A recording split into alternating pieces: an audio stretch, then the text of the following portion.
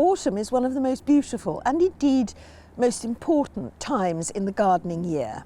That's because it's when next year's borders really begin. It's Alexandra here from the Middle-Sized Garden YouTube channel and blog, and I went down to the world-famous Beth Chatto Gardens in Essex to talk to head gardener Asa Gregors-Warg. She's picked out some of her favourite plants for this time of year, for fall, for autumn, for sun, for shade and for dry areas, because the Beth Chatto Dry Garden is one of the most famous in the UK. The Beth Chatto Gardens are 7.5 acres of land that was once considered too difficult to farm. With dry stony ground at one end and boggy wet ground at the other, it meant that Beth developed her principle of right plant, right place, which has become one of the most important rules in gardening. The Beth Chatto Gardens have also got an award-winning nursery where you can buy plants, and the Beth Chatto Education Foundation runs projects, workshops, courses and seminars. So, Asa, how do you plan your autumn borders? So we don't actually plan specifically for the autumn. So when we redesign a border, we actually think about how it's going to look throughout the year. So it's really important to make sure that what's going to bring the autumn colour also has nice foliage, for example, earlier in the year and complement the rest of the planting scheme. So it's just taking notes earlier in the season, what hasn't worked. There might be something that we need to split and divide as well. That's actually grown too well, that just need to be reduced, and autumn is really a great time to do that with many plants. And when it comes to filling gaps, again, it's about the contrasting textures and shapes and foliage, and of course right plant, right place. That's really the basis, you know. Beth's ethos still guides us very much which plant we would put in which parts of the garden.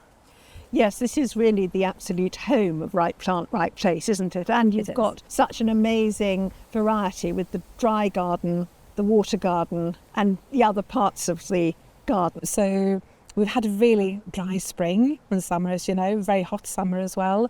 And down here, the lawn has stayed green. We don't irrigate anywhere in the garden, apart from when we plant new plants, obviously. But I mean, you can see how lush all the planting is here compared with the gravel garden, which has got a very different feel to it.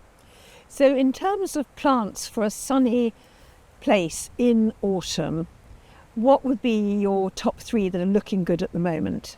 If it's a good average soil, it's moisture retentive, I really like Vernonia. Tall, upright, self-supporting, beautiful, sort of purpley flowers at the top, quite late in the season. It's looking great at the moment. Grasses, we've got the beautiful Miscanthus Beth Chatto, named after Beth, which is quite sort of a delicate, elegant Miscanthus. Eupatorium, or Euchotrichum, I think it's called now. It's changed its name. Of course, all these 3 plants are quite tall. There is also, we got a lovely combination in one of the borders with the little pale blue Succisella in Casa.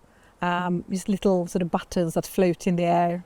And then you got the obedient plant, Physostegia, a pink one next to it. And then we got Hesperantha next to that. So that's a really lovely combination as well for colour. So when we come to then dappled shade or partial shade, what else would look good at this time of year? I think for shade in general, it's not just about the flower colour. I think the sort of the texture and shape and form, you should really be able to take a black and white photograph of a border, and it should still, provide enough interest. And in the dry garden, which is looking completely stunning at the moment, what would you say are your favourites there? California Fuchsia, Epilobium, or some people might know it as Sautionaria. They're really, really sort of bright, intense, little sort of trumpet-coloured flowers. It's not the hardiest, so it really needs a free draining soil, but that's brilliant for late colour in this time of year. And what would you say are 2 good combinations that you like up there? Hylotelephiums. Lovely, yes. We couldn't do without them. So something like Matrona or Caryopteris, which has got really dark foliage, they look brilliant together. Lovely. Well, what we might do is have a little look around the garden and you can point out some combinations you think work particularly well.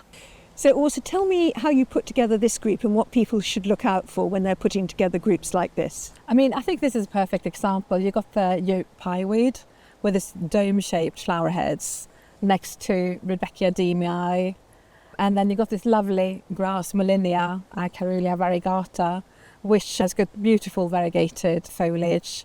And then we've got these spikes of the Bistorta amblexicalis. And although, there's different colours, you have there the yellow foliage, which sort of, and the stems of the molinia repeated in the rudbeckia. And then you've got the red sort of pink reflected in both these plants.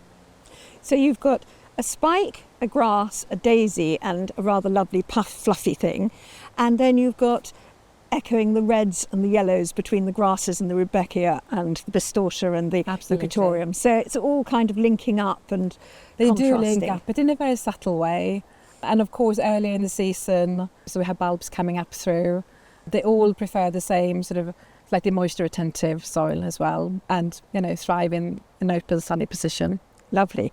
Well, let's go to a shady position, shall we, and look at a combination. Yes, so also, this is a shady place. Is it also dry or damp? Because dry shade is the hardest thing, isn't it? It is, isn't it? This is very dry. All the plants here are selected because they can cope with the dry conditions. So here we've got geranium phaeum summerbore with those lovely dark blotches on the leaves. We've got Liriope muscari with the spires of really intense sort of purple, bluish flowers. And actually there's a lovely grass down here as well. What is this? It's a really beautiful grass that flowers quite early in the season. So this is melick uniflora albid. It's got this really sort of tiny bead-like flowers, superb in dry shade. It takes a little while to establish, but once it gets going, it tends to seed around, and it's just a really good doer. And have you got any tips for people getting plants established in dry shade? Well, I think just generally with the changing climate, we're moving away more and more from spring planting. So ideally plant in autumn while it's nice and warm and got moisture in the soil. Water in really well, give them a really good soak, and then mulch on top of that. So that way you really sort of lock in the moisture. And by planting in autumn, you really give the plants a good start to establish the roots before it gets too hot and dry next year. And by giving them a good soak, would that be put the whole pot in a bucket for how long? We tend to put every single pot in a bucket of water until it stops bubbling, and that way you know that the whole root ball is saturated, there's no air pockets. And then it's really important to water afterwards as well, to make sure again that there's no air pockets in the soil, and really give it a good soak and water the soil around the roots, add and splash water on the foliage. And in this area, which is drier and shady, do you water it at all once you've set it in? You've done your really good watering at the beginning. How often would you water here in dry shade for a newly established plant? I would say that most of the plantings we do, and because we do it in the autumn, that's the only time we need to water. Elsewhere in the garden, we planted some slightly larger shrubs, which is quite unusual. We tend to plant smaller plants, 9 centimetre, 1 litre pots are ideal. But on this occasion, we had to go slightly bigger. So quite large root balls. And then we had to keep an eye, throughout the summer months, but maybe once a month. But generally, if you plant now and water them in, there should be enough rainfall in the autumn, and that should be enough. Of course, if you plant in the spring, keep an eye, that after a week or two. So don't do it just out of habit. Really, look at the plants. Does it really need it? And then give it a really good soak. So shall we now have a look at the dry garden? Speaking of water. Let's do that. Let's head up to the sun. So we're now in the famous gravel garden, which Beth created out of a very stony car park, didn't she? And what we've got here is some plants are looking very good at the moment. What are your favourite combinations for this time of year in a dry or gravel garden? I like oenothera or Gaura, as some people still call it. It's just been flowering since early summer, and it looks so great with Hylotelephiums, for example. Then we've got little sort of low-spreading ground cover, the California Fuchsia, Epilobium. That's fantastic if you've got really free-draining soil. And then, of course, like Caryopteris with intense blue flowers. And then, of course, the grasses. So we've got Sedum villosum, which is borderline hardy in in many areas, but because of the free draining soil, it's really, really thriving here. And then we've got the Pennisetum macrorum, which is much more upright, and then a little bit of a spreader if you're on heavier soil, which is also stunning. And of course, Stipa gigantea and Stipa tenosoma.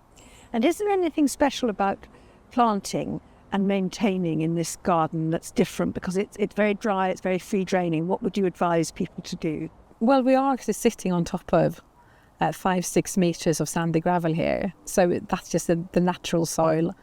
So for us, most of the maintenance here is editing the picture. We use a gravel mulch on top of the very free draining soil. That kind of helps lock in the moisture a little bit, but it's by no means a low maintenance garden, because every little seed that falls down tends to germinate because it's nice and moist and warm under the gravel. So there's a lot of very fiddly hand weeding. So it's the weeding is the big thing. Weeding is the big thing, and when it comes to planting, like before, we tend to use smaller, younger plants to get them well established. We improve the soil a little bit with some organic matter and mix that in really well, just to give the plants a good start.